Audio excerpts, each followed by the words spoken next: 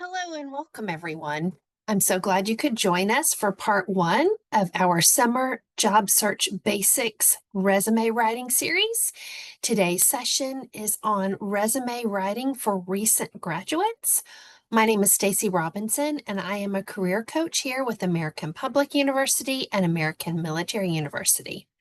Again, this is the first session of our multi-part series designed to help you build a strong, job-ready resume, especially if you are an early career professional or a recent graduate.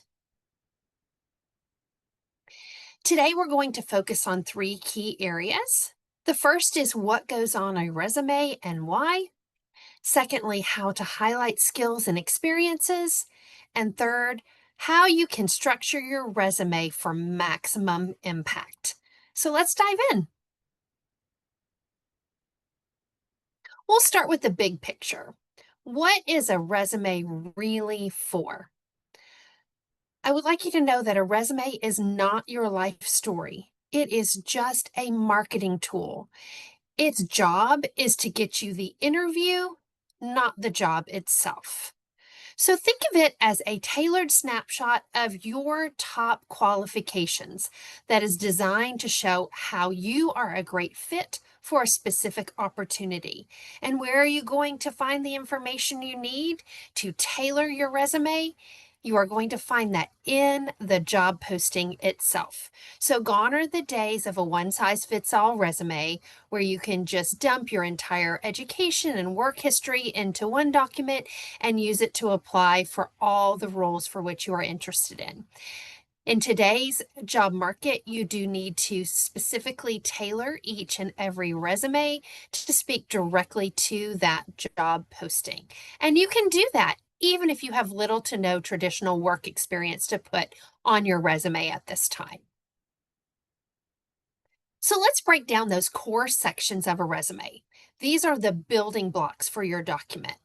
At the top, in the header, is going to be your contact information. This is where you are going to put your name. Make sure if you use an alias or a shortened form of your legal name, that all of your documents from your resume to your cover letter to your job application materials all have your name reflected exactly the same way. In that header, in addition to your name, you are going to put your primary phone number and email address, as well as your location, but leave that to just your city and state and not include your full address for security purposes. If you have a professional LinkedIn profile that is updated or current, we would encourage you to include that URL for your LinkedIn page. Employers are now more times than not looking for a professional social media presence. After your contact information is going to be your summary statement or your objective. You can word it with either summary or objective. That is up to you. But this is going to be your billboard. This is what is going to draw the reader in. This is a very helpful section if you're changing fields or if you want to clarify your goals. You're going to pull those top few skills directly from that job posting that you possess and market yourself in about 4 lines of text.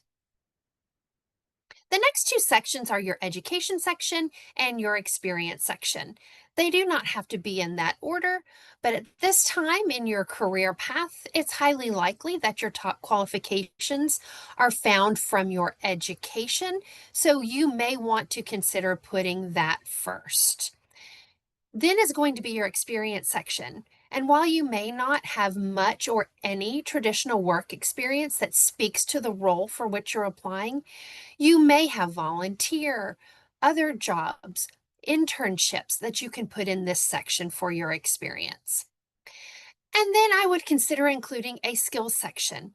Normally, we would encourage our students and alumni who have significant skills and significant background in their industry to limit their skills section to just those hard skills. But at this time, Early in your career progression, you can include both those soft and hard skills. Just make sure you address or show the impact you have had with those soft skills in your experience bullet points. And then you might consider some optional sections if they speak for you. This might be a project section, a certification section, a section for any leadership or awards. These optional sections can definitely help you stand out to a prospective employer. So let's dive in deeper to that education section of your resume, because for many of you, your education is your strongest asset right now. So here's what you would want to consider including in that education section. Absolutely list your degree. Please don't use abbreviations. Write out the entire name of your degree. Bachelor's of Arts in Business, Bachelor's of Science in Healthcare Administration, whatever applies to you. If you have a minor or a concentration that went along with your degree and it speaks to the desired qualifications for the role, absolutely include your minor or your concentration along with your degree name. Always include your school name and location. For those of you who may have questions about digital universities like American Public University System, you will put the location of the main administrative offices. In your instance, for American Military or American Public University, you'll want to put Charlestown, West Virginia. We often get questions about GPA. If your GPA for your program is a 3.5 or higher, we would highly encourage you to include your GPA in your education section. If you graduated and your bachelor's degree, you received Latin honors, include your Latin honors as well. This speaks to how hard you work, that work ethic, greatly to a prospective employer. We also get questions about coursework, about listing relevant coursework. Absolutely include those 2 or 3 courses that may specifically address your qualifications as it relates to that job posting, but you don't want to just regurgitate your transcript or your entire degree plan here. So be selective if you do choose to include any names of courses that you took, and make sure they speak directly to those skills and qualifications that the employer is looking for. And you can do that just by listing the course names. Don't include the course prefix and number because that won't have any meaning to the employer. It is that entire course title that will have meaning. You can include your academic honors here or awards you may have received during your education. Also, you can include your capstone projects or thesis or any research that's relevant to your field. Now, what counts as experience? You're ready to take a look at that experience section. Experience doesn't just mean full-time jobs. It can include your internships, part-time work, volunteering and student organizations. It can include your leadership roles and research. It can also include any class projects that had real-world applications where you completed it similar to the setting of a traditional job. When you are working on your experience section and you're thinking about writing out your bullet points, we've included an easy formula here that would be an action verb, what it is you were doing, what the task was, and what result that had. Your work on that project or in that position, this is a great way for you to show the impact of your accomplishments. So, for example, you might have worked on a campus organization that was doing a fundraiser. So your bullet point might be led a team of 4 to organize a campus fundraiser that raised $2,000 for local shelters. This is a great example of this action verb, task, result formula that is an excellent guideline for your bullet points. Just a side note, if you are going to include dollars, percentages, numbers, any data to back up your accomplishments, make sure that you are able to explain them should you be asked to reflect on them during an interview. So don't just make up numbers. Make sure that the data that you include is accurate or as accurate as possible, and you have the ability to back up those claims. So let's talk about your skills section. And again, as I mentioned earlier, your skills fall into two categories: hard skills and soft skills. Some examples of hard skills are software like Excel and Python, lab equipment, foreign languages. Examples of soft skills would be those traditional people skills like communication, teamwork, and adaptability. I would encourage you to avoid listing soft skills without context. So it's fine to have a bulleted list of 3 to 6 skills that speak directly to the job posting, but you should also integrate those soft skills into your experience bullet points. This is where you can show the impact that those skills have had. For example, if you listed teamwork as one of your soft skills, one of your bullet points in your experience section might be collaborated with a 5-person team to develop a marketing strategy that increased social media engagement by 40%. This is a great way of using those bullet points to back up your claims.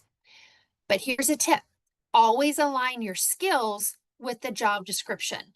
So while we know you may have 10, 15, 20 highly refined hard and soft skills, an employer is not going to take the time to read a list that long. So take a look at your job posting. Highlight in that posting those 3 to 6 or 7 top key skills that that employer is looking for that you possess, and include those in your skills section. Others can be highlighted in your LinkedIn profile, or you can reflect on them in an interview.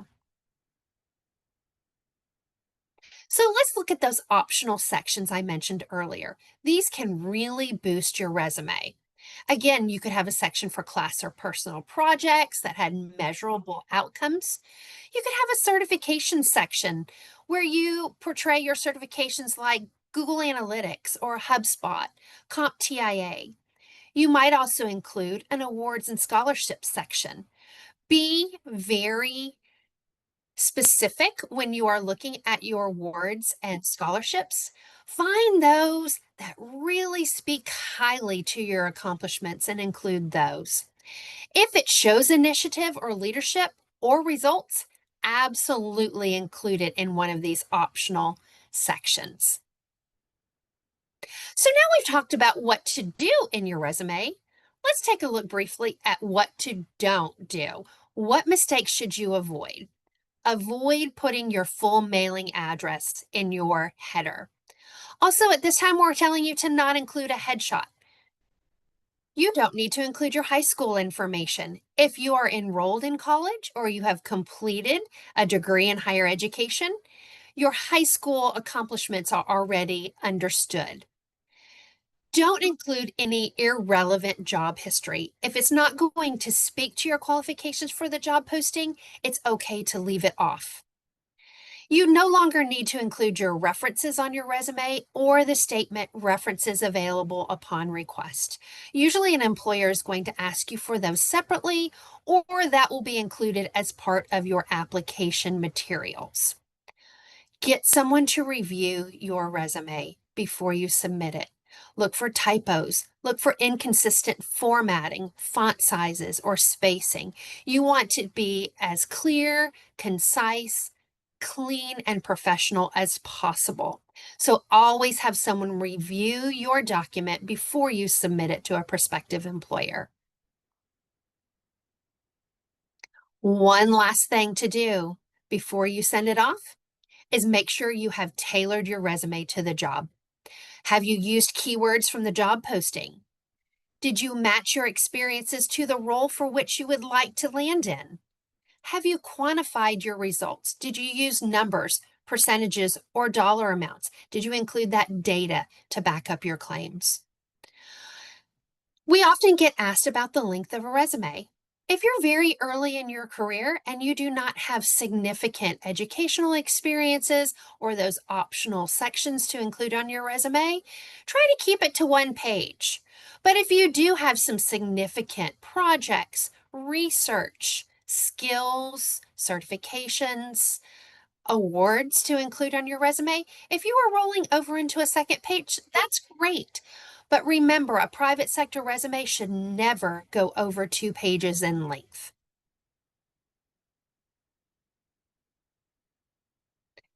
So let's think about what our takeaways are before we take a look at what your resume might look like at this time. You do have experience that is worth sharing.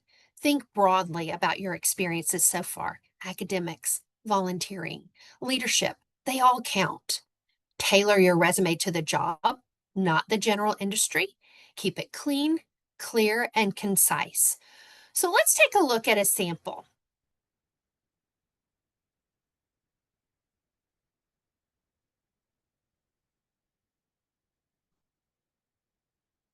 What you're seeing here is a mock resume for a student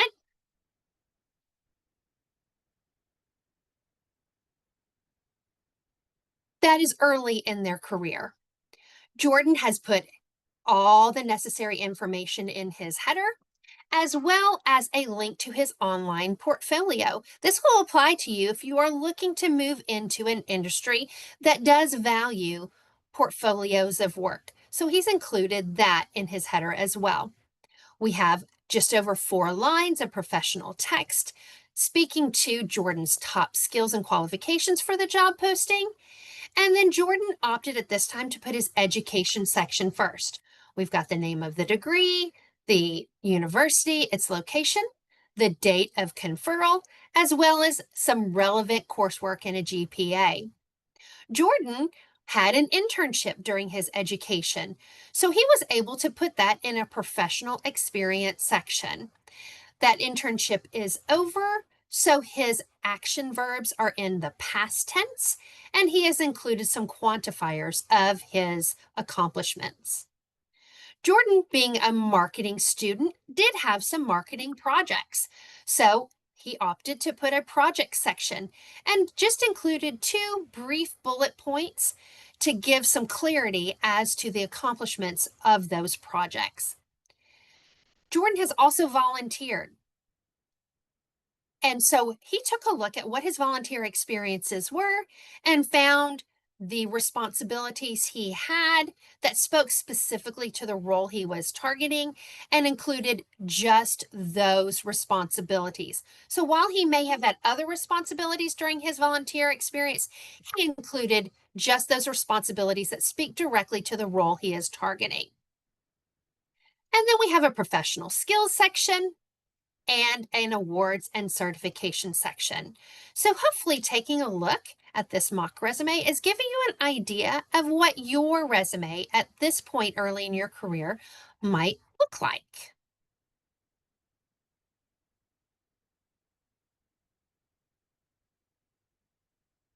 So I would like to thank you for taking a look at today's session, Resume Writing for Recent Career Graduates. Watch for others in our series coming up soon. As always, you can reach us at Career Services at apus.edu for personalized career coaching and job search assistance. If you're looking for assistance deeper with your resume, email us at resumehelp@apus.edu.